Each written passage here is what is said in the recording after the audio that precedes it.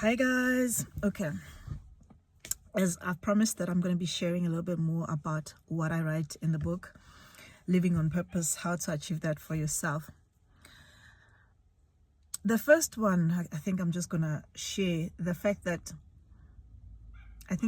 you're also watching this video, you probably experienced this, especially if you're a woman, that we are busy. Guys, we are so busy. It's like, if it's work, it's emails, it's deadlines. If it's not that, if you've got young children, it's taking care of kids.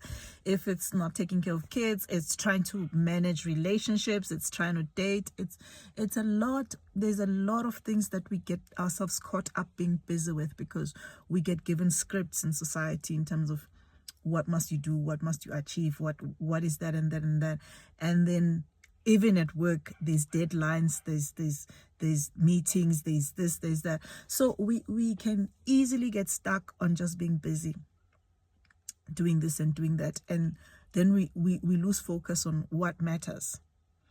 So I talk about that in the book, in terms of how do you find what matters, so that you move away from just being busy, because being busy can be a distraction. Sometimes we feel like it's productive, we're doing something, and we want to keep on being busy, but being busy can be a distraction. And therefore the question is, how do you find focus?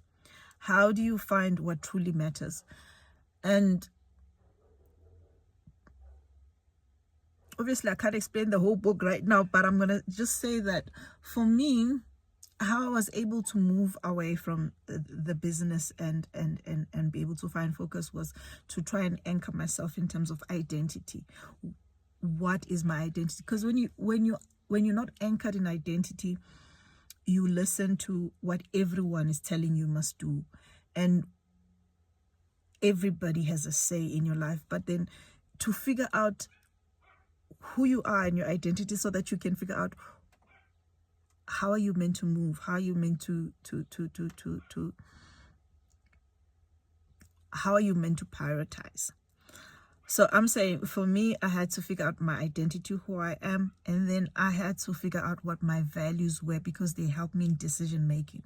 And from doing that, it moves me away from just being busy, but to become meaningful and intentional about what I need to do, because I know who I am and I know what my values are. So that's the first thing that I had to